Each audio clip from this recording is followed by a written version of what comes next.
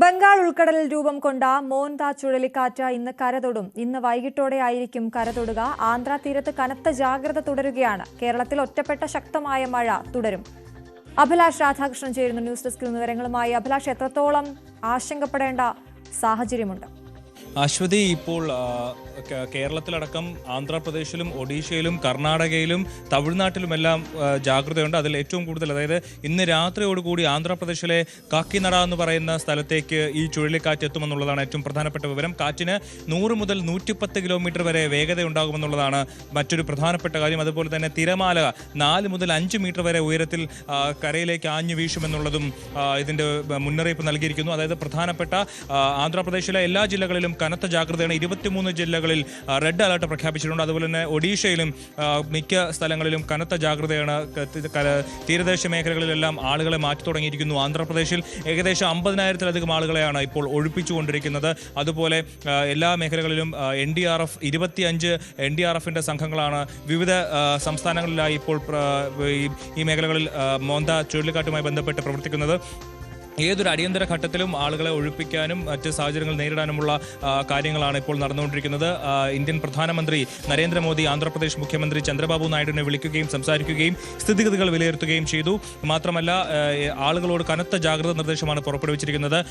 പ്രത്യേകിച്ച് ആന്ധ്രാപ്രദേശിൽ ആളുകൾ വീടുകൾ വിട്ട് പുറത്തിറങ്ങരുത്.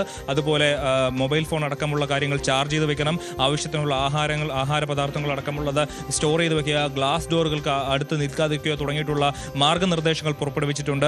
കാക്കിനട എന്ന് പറയുന്ന സ്ഥലത്ത് 8 കിലോമീറ്ററോളം ദൂരത്തിൽ ഇപ്പോൾ തീരദേശ മേഖല റോഡ് ഇടിഞ്ഞിരിക്കുന്ന ഒരു സാഹചര്യമുണ്ട്. ഇപ്പോൾ നമുക്ക് കാണാം, ഇതാണ് ഇപ്പോൾ ഈ ചുഴലിക്കാറ്റിൻ്റെ ഉത്ഭവസ്ഥാനം എന്ന് പറയുന്നത്. ഇത് 270ഓളം കിലോമീറ്റർ അകലെയാണ്. ഇവിടെ വിശാഖപട്ടണത്തിൽ നിന്ന് 270ഓളം കിലോമീറ്റർ അകലെയാണ് ഇപ്പോൾ ഈ ചുഴലിക്കാറ്റ് രൂപം നിൽക്കുന്നത്. ഇത് 18 കിലോമീറ്റർ വേഗത്തിൽ സഞ്ചരിച്ചുകൊണ്ടിരിക്കുകയാണ്. ആന്ധ്രാപ്രദേശിലെ കാക്കിനട എന്ന് പറയുന്ന ജില്ലയിലേക്ക് സഞ്ചരിച്ചുകൊണ്ടിരിക്കുകയാണ്. ഈ മേഖലയിൽ നിന്ന് ഈ ചുഴലിക്കാറ്റ് ഏതാണ്ട് ഈ മേഖലയിൽ എത്തുമ്പോഴേക്കും അത് കരയിൽ തൊടുമെന്നാണ് നമുക്ക് മനസ്സിലാവുന്നത്. അങ്ങനെയാണെങ്കിൽ മണിക്കൂറിൽ 100 മുതൽ 110 കിലോമീറ്റർ വരെ വേഗത്തിൽ ഈ ഒരു തിരമാല ആഞ്ഞു വീശുമെന്നുള്ള, ഈ ചുഴലിക്കാറ്റ് ആഞ്ഞു വീശുമെന്നുള്ളതാണ് ഏറ്റവും പ്രധാനപ്പെട്ട കാര്യം. മാത്രമല്ല, ഇത് ഒഡീഷയും ബാധിക്കുമെന്നുള്ളതാണ് പ്രധാനപ്പെട്ട കാര്യം. ഒഡീഷയിലെ പ്രധാനപ്പെട്ട മേഖലയിലെല്ലാം ഈ കാറ്റ് വീശും. അങ്ങനെ ശക്തമായ മഴയും അവിടെ ഇപ്പോൾ തന്നെ ഒഡീഷയിലടക്കം ശക്തമായ മഴയുണ്ട്. തമിഴ്നാട്ടിൽ തെങ്കാശിയിലും കന്യാകുമാരിയിലും ചെന്നൈയിലും അടക്കം കനത്ത മഴ പെയ്യുമെന്നുള്ളതാണ് ഏറ്റവും പ്രധാനപ്പെട്ട കാര്യം. മാത്രമല്ല, കേരളത്തിലെ തിരുവനന്തപുരം അടക്കമുള്ള പ്രധാനപ്പെട്ട 7 ജില്ലകളിൽ ഇന്ന് യെല്ലോ അലർട്ടോട് പ്രഖ്യാപിച്ചിട്ടുണ്ട്.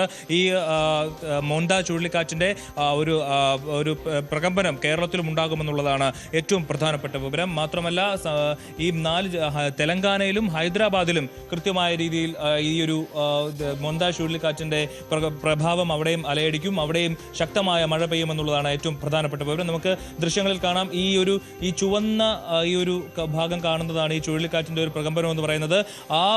ഈ കാണുന്ന മേഖലകളിലെല്ലാം ഇതിൻ്റെ ഒരു അലയടി ഉണ്ടാകുമെന്നുള്ളതാണ് പ്രധാനപ്പെട്ട വിഷയം. അതുപോലെ തന്നെ വിശാഖപട്ടണത്തടക്കം ഈ പ്രധാനപ്പെട്ട മേഖലകളിൽ കാറ്റ് ആഞ്ഞു വീശും. ശക്തമായ മഴയും ഇടിമിന്നലും ഉണ്ടാകും.